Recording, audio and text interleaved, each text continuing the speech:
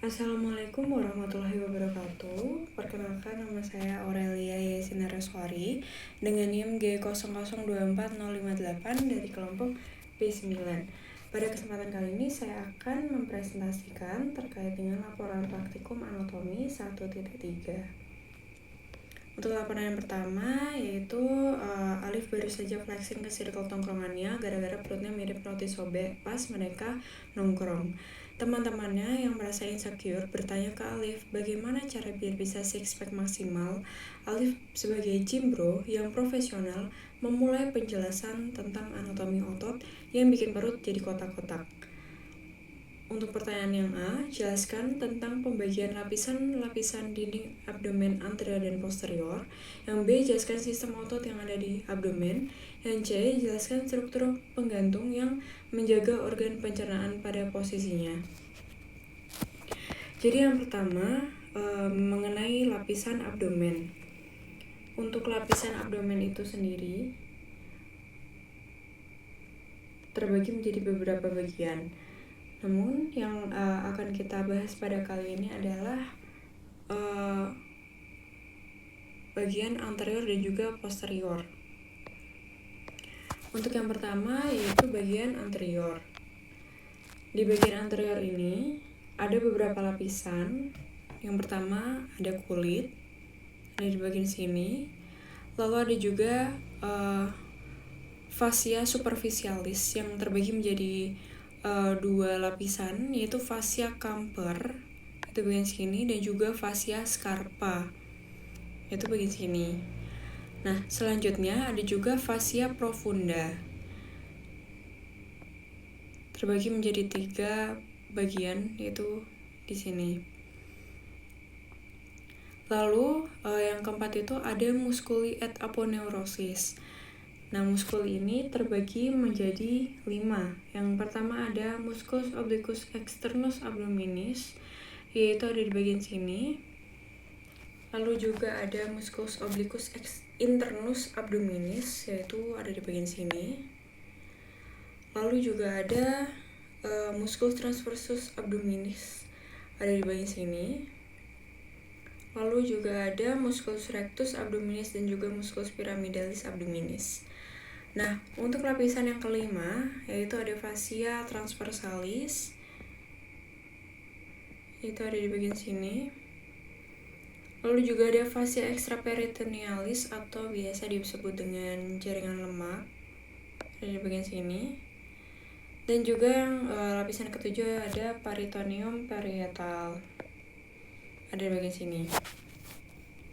Lalu selanjutnya kita akan membahas mengenai lapisan di bagian posterior.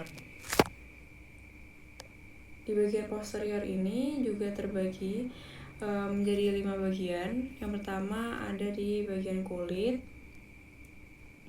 Lalu ada juga fascia superficialis dorsi. Lalu yang ketiga ada musculus yang terbagi menjadi 4, yaitu lapisan pertama, kedua, ketiga, dan keempat. Untuk lapisan yang pertama itu ada musculus latissimus dorsi, ada di bagian sini. Lalu yang kedua, lapisan kedua itu ada musculus obliquus externus abdominis. Lalu ada musculus erector spinae. Lalu ada erector spinae ada di bagian sini. Lalu yang ketiga ada musculus longissimus dorsi. Lalu ada musculus serratus posterior inferior. Nah, untuk lapisan yang ketiga itu terbagi menjadi 3 juga.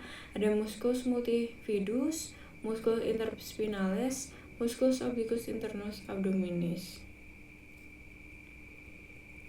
Lalu untuk lapisan yang keempat itu terbagi menjadi 3, yaitu musculus quadratus lumborum, ada di bagian sini. Lalu ada musculus iliopsoas. Lalu ada juga musculus transversus abdominis, ada di bagian sini. Nah, untuk bagian posterior ini juga ada bagian fascia extraperitonealis atau biasa disebut dengan jaringan lemak. Lalu juga ada peritoneum parietal. Selanjutnya, saya akan menjawab bagian yang B. Jelaskan sistem otot yang ada di abdomen. Baik, jadi untuk sistem otot di abdomen itu terbagi menjadi dua, yaitu flat muscle dan juga vertical muscle.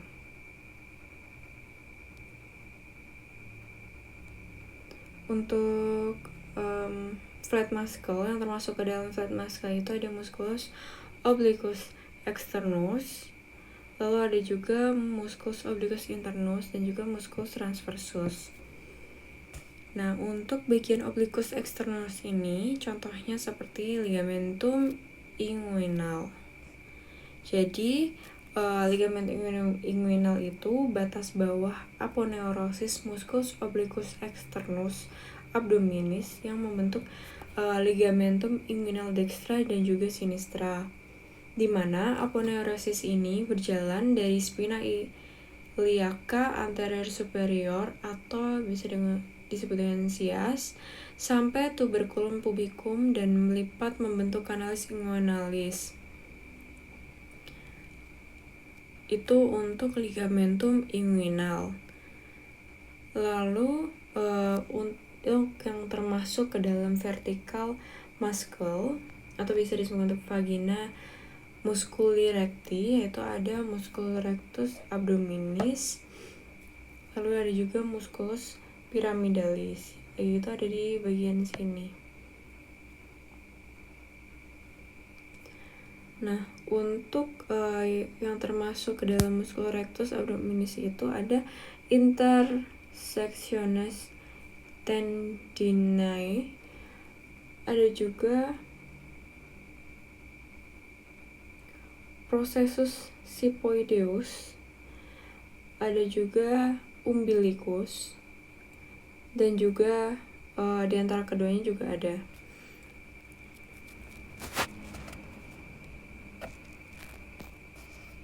Lalu selanjutnya saya akan membahas mengenai pertanyaan 1 yang C, yaitu jelaskan struktur penggantung yang menjaga organ pencernaan pada posisinya.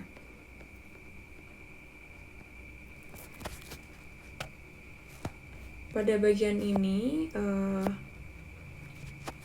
termasuk ke dalam peritoneum parietal. Jadi peritoneum parietal ada di bagian sini. Itu dia terbagi menjadi dua. Ada peritoneum yang terbagi menjadi dua lagi, yaitu peritoneum parietal dan juga peritoneum visceral. Lalu ada juga cavum peritoneae yang juga terbagi menjadi tiga, yaitu cavum peritoneum mayor, cavum peritoneum minor, dan juga foramen epiploica winslowi.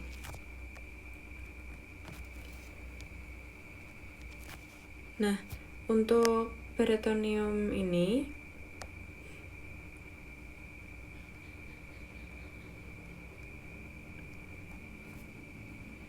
terutama bagian peritoneum parietal itu, jadi dia itu merupakan lapisan yang melapisi bagian dalam dinding abdomen dan menjadi bagian dari dinding abdomen itu sendiri. Sedangkan untuk peritoneum visceral ini itu dia merupakan lapisan peritoneum yang melapisi langsung permukaan organ viscera abdominis, baik sebagian permukaan organ atau biasa disebut dengan retroperitoneal, atau seluruh permukaan organ bisa disebut dengan organ intraperitoneal. Jadi kedua lapisan ini itu membentuk suatu rongga yang disebut dengan cavum peritoneae atau peritoneal cavity. Dalam keadaan normal, cavum ini itu biasanya berisi sedikit cairan serosa. Nah, cairan ini fungsinya itu untuk melubrikasi permukaan peritoneum, sehingga viscera itu bisa bergerak satu sama lain tanpa adanya friksi atau gesekan, serta memungkinkan gerakan-gerakan digesti. Jadi, peritoneum itu adalah suatu lapisan tipis dan licin. Nah, fungsi dari peritoneum ini yang pertama itu sebagai pelumas untuk mencegah gesekan antar viscera abdomen, lalu juga untuk menyimpan lemak, lalu juga untuk pertahanan terhadap infeksi dan sebagai alat penggantung organ viscera, lalu juga untuk mempercepat absorpsi obat-obat yang dimasukkan secara intraperitoneal. Baik, untuk laporan yang kedua, yaitu Randy adalah seorang mahasiswa yang sangat gemar menghadiri acara makan bersama, terutama di restoran dengan konsep all you can eat. Namun, pada suatu kesempatan, Randy merasa tidak nyaman karena cepat merasa kenyang, padahal baru saja memulai makanannya. Hal ini membuat khawatir ada yang tidak normal dalam sistem pencernaannya. Sebagai teman yang baik, jelasin ke Randy tentang traktus digestif superior, mulai dari mulut sampai lambung, serta gimana kompensasi sphincter dan gerakan pencernaan saat dia lagi makan rakus di all you can eat. Jadi yang pertama saya akan menjelaskan mengenai bagian dari cavitas oris atau bagian mulut. Jadi cavitas oris ini sendiri itu terbagi menjadi dua bagian oleh arcus dentalis superior et inferior serta processus alveolaris maxillae et mandibulae. Jadi ada vestibulum oris dan juga cavitas oris propria. Nah, kedua ini itu membuka keluar melalui rima oris di bagian sini, membuka ke orofaring melalui istimus oropharyngealis atau disebut dengan istimus faucium di bagian sini setinggi VC2. Lalu untuk batas-batas cavitas oris itu bagian atap itu ada palatum durum dan juga palatum mole, ada di bagian sini. Lalu untuk dasar itu ada di diafragma oris dan lidah bagian sini. Lalu di bagian lateral itu ada corpus adiposum buccae, ada proses alveolaris mandibulae et maxillae. Lalu di bagian anterior ada rima oris, ada di bagian sini. Di bagian posterior ada istimus faucium, ada di bagian sini. Lalu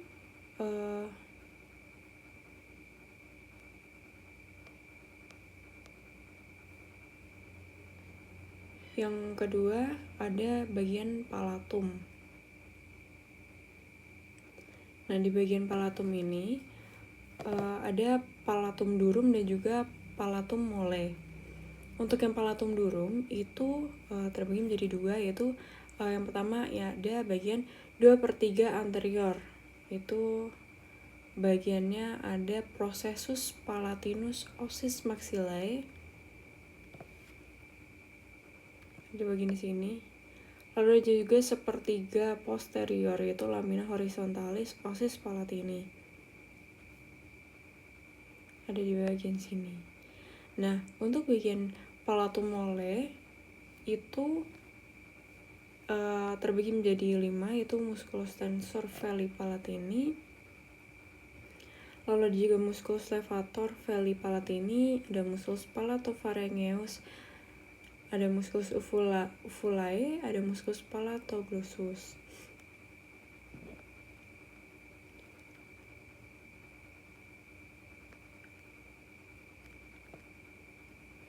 Lalu selanjutnya di sini juga ada neovascularisasi dari palatum.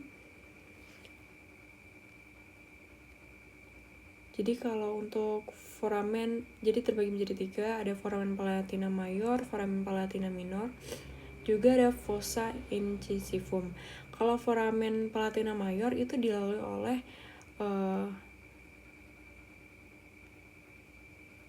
arteri atau vena palatina mayor. Kalau foramen palatina minor itu dilalui oleh arteri atau vena palatina minor. Kalau fossa incisivum itu oleh arteri palatina mayor dan juga N nasopalatinus.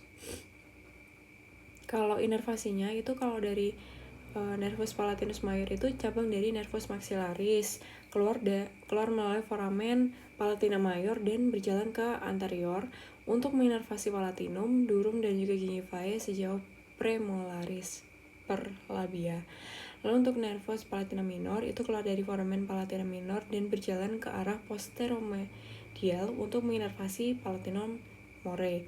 Lalu untuk nervus nasopalatinus cabang dari nervus maxillaris itu keluar melalui fossa incisivus untuk menginervasi gingivae dan muscosa yang dekat dengan dentes incisivae dan kakini. Nah, untuk vaskularisasinya itu untuk yang arteri itu yang pertama ada arteri palatina mayor cabang arteri maxillaris masuk melalui foramen palatina mayor dan berjalan anteromedial. Lalu untuk arteri palatina minor itu cabang dari arteri palatina descendens masuk melalui foramen palatina minor dan beranastomosis dengan arteri palatina ascendens. Lalu untuk arteri palatina ascendens itu cabang dari arteri facialis di sepanjang faring. Lalu juga ramus palatinus, arteri pharyngealis ascendens cabang dari arteri carotis externa. Lalu untuk vena itu ke plexus venosus pterygoideus di fossa temporalis. Lalu ada bagian lingua. Di bagian lingua ini terbagi menjadi dua juga. Kalau di bagian sini itu adalah pars postucalis linguae.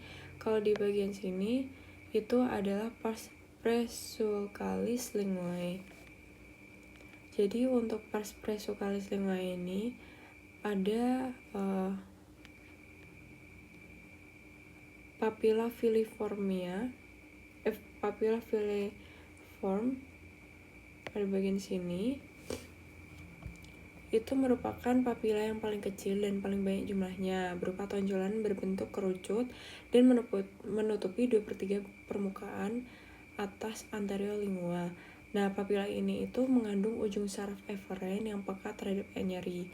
Papilla ini juga dilengkapi dengan kornifikasi. Lalu untuk papilla fungiformes ada di bagian sini.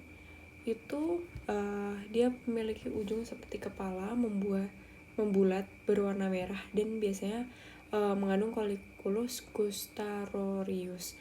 Jadi papilla ini tuh tersebar pada apex dan juga margo linguae dan berukuran lebih besar daripada papilla filiformes. Lalu ada juga papilla foliate. Jadi itu merupakan pelipatan linear pada mukosa pada margo linguae yang dekat dengan sulcus terminalis lingua. Nah, untuk yang pars postucalis lingua di bagian sini itu ada plica glossoepiglotica mediana, ada plica glossopiglotica lateralis, ada vallecula oblongata, ada fossa piriformis. Nah, ini merupakan salah satu bagiannya. Jadi kalau ini itu muskuli dari linguanya. Jadi terbagi menjadi 4, ada musculus genioglossus. Untuk nervusnya ada di bagian sini, ada musculus hyoglossus, ada di bagian sini, atau juga musculus palatoglossus ada di bagian sini. Lalu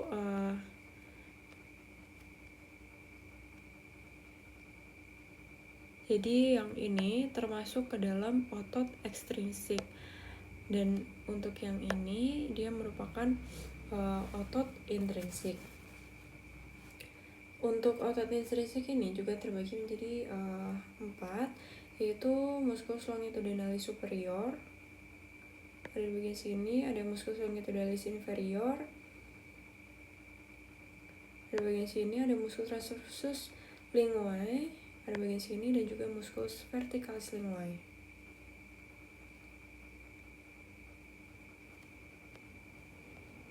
Nah, lalu selanjutnya ada inervasi dari linguanya juga. Jadi di sini jadi ini adalah bagian untuk sensoriknya, dan di sini adalah bagian untuk motoriknya.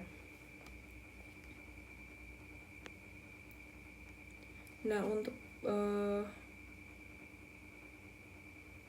bagian sensorinya di sini juga ada CNV3, ada CNV7.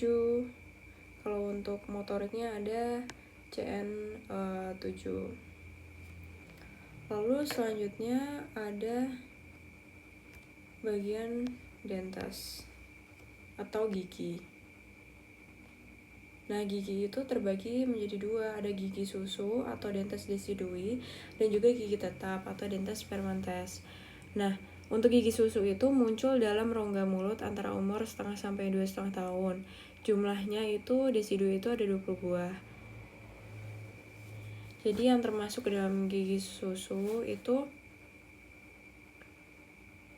biasanya di bagian ini, I, C, dan juga di bagian M-nya. Nah, tapi pada usia 12 tahun semua dentes decidui itu telah tanggal. Jadi biasanya kan tergantikan dengan gigi tetap atau dentes permanentes. Nah, itu biasanya mulai tumbuh kira-kira usia 6 tahun dan berakhir pada usia 16 sampai 30 tahun. Jumlah gigi tetap itu ada 32.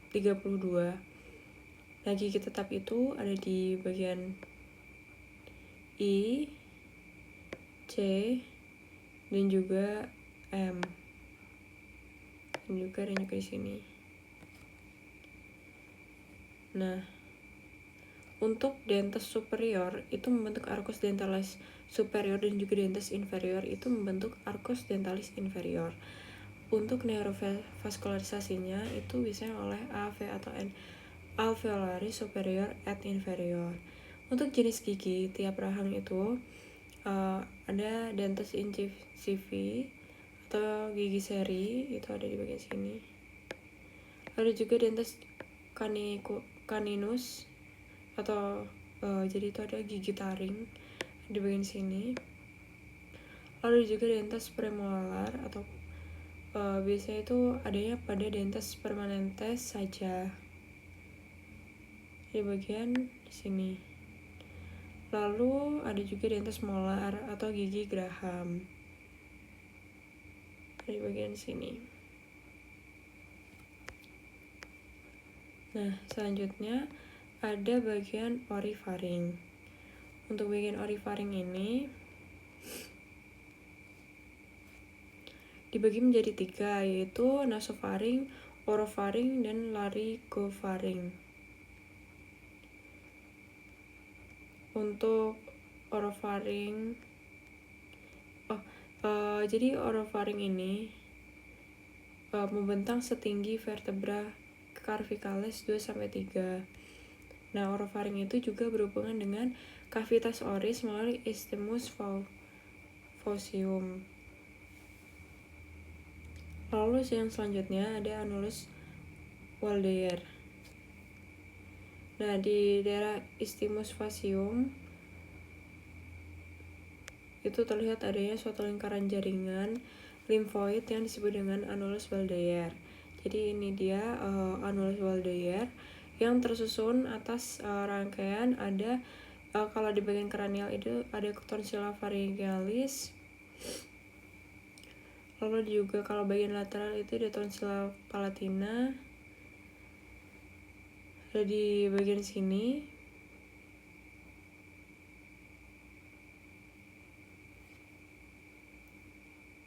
Lalu ada juga bagian dari kaudal itu ada tonsilla lingualis, ada di bagian sini, dan juga tonsilla tubal ada di bagian sini. Dan selanjutnya ada bagian dari esofagus. Nah, esofagus ini ada 3 parts. Ada cervicalis, itu terbentuk dari VC6 sampai VT1. Ada thoracalis dari VT1 sampai 10. Ada abdominalis dari VT10 sampai VT11. Nah, letaknya itu di posterior trachea.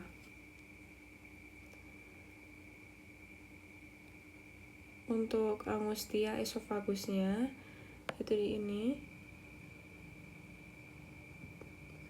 Itu untuk bagian superiornya itu atau VC6 itu pada musculus cricopharyngeus dan cartilago cricoidea. Kalau untuk angustia media atau VTH4 4/5 itu di tempat arcus aorta dan bronchus primarius dexter menyilang. Lalu untuk angustia inferior itu ada di VTH10 saat melalui hiatus esophagus. Nah, ini merupakan neurovaskularisasinya. Jadi terbagi menjadi arteri dan juga vena. Kalau yang arteri contohnya saja seperti di sepertiga superior itu di R esophagealis dan juga arteri thyroidea inferior, sepertiga media di aorta descendens thoracica. Kalau sepertiga inferiornya di arteri gastrica sinistra. Kalau di vena itu sepertiga superiornya ada di vena thyroidea inferior, sepertiga media di vena azygos, sepertiga inferiornya ada di vena gastrica sinistra. Lalu selanjutnya adalah di bagian gaster. Jadi gaster atau lambung ini itu terdapat 4 bagian. Yang pertama ada fundus gastricum, ada bagian sini. Lalu ada juga pars cardiaca, ada corpus gastricum, dan juga pars pylorica, ada di bagian sini.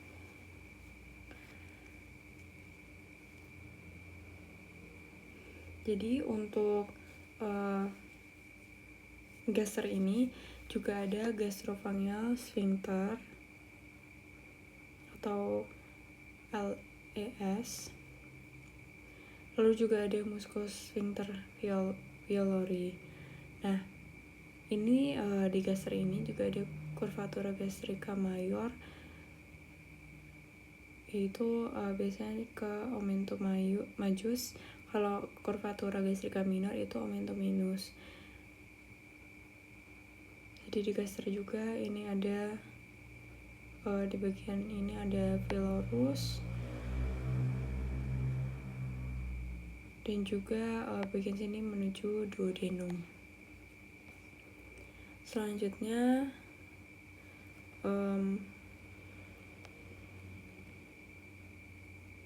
ini merupakan bagian gaster juga.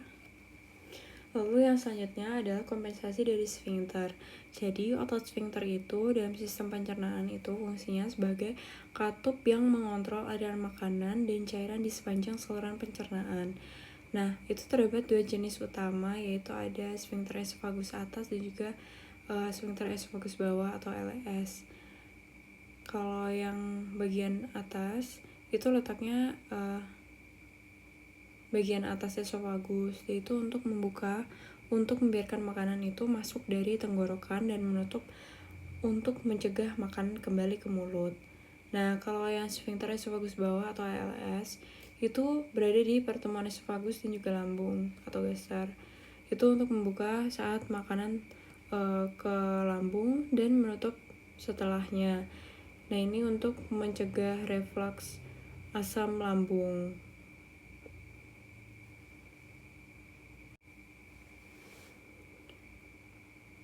Untuk laporan yang ketiga, yaitu Andre, seorang mahasiswa tingkat akhir, merasa tidak nyaman setelah mengonsumsi makanan cepat saji selama sebulan penuh karena kesibukan menyelesaikan skripsi. Ia sering mengalami perut kembung, rasa tidak nyaman di bagian bawah perut, dan gangguan buang air besar. Dalam obrolan ringan di kampus, Andre mengeluh kepada Anda. Sebagai teman yang baik, jelaskan kepada Andre tentang traktus digestivus inferior. Untuk yang pertama, yaitu jelaskan tentang perbedaan jejunum dan juga ileum.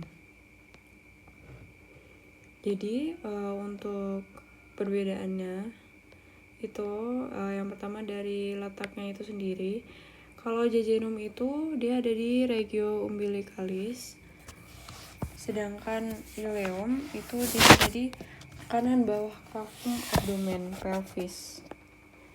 Lalu untuk warnanya, jejunum itu merah gelap, kalau ileum itu pink muda. Untuk diameternya jejunum di 2-4 cm, kalau ileum 2-3 cm.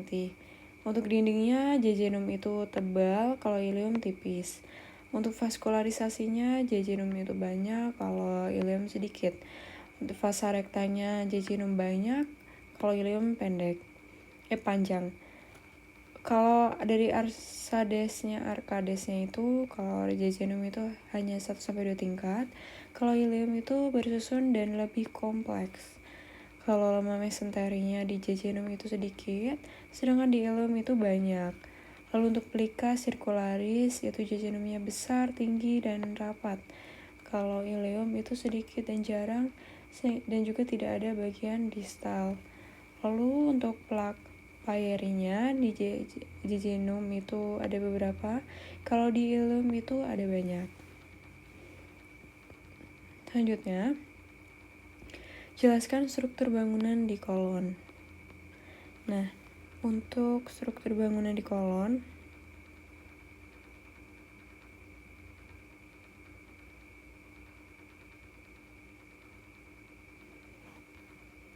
jadi untuk kolon itu dari caecum sampai ke permukaan inferior lobus hepatis dexter itu nanti akan belok ke kiri membentuk flexura coli dextra, lalu melanjutkan diri sebagai kolon transversum.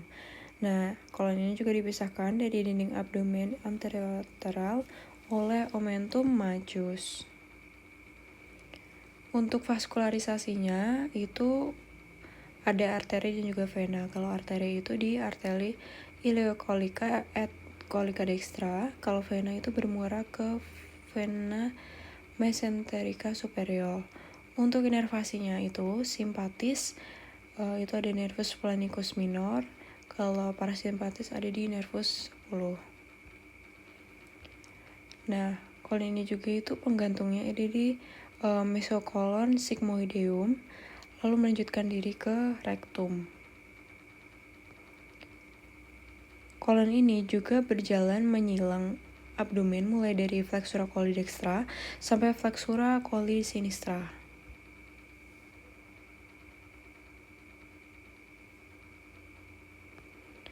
Nah, kolon ini juga terletak pada kuadran kiri atas dan bawah. Lalu juga berjalan ke bawah dari flexura coli sinistra sampai ke pinggir pelvis.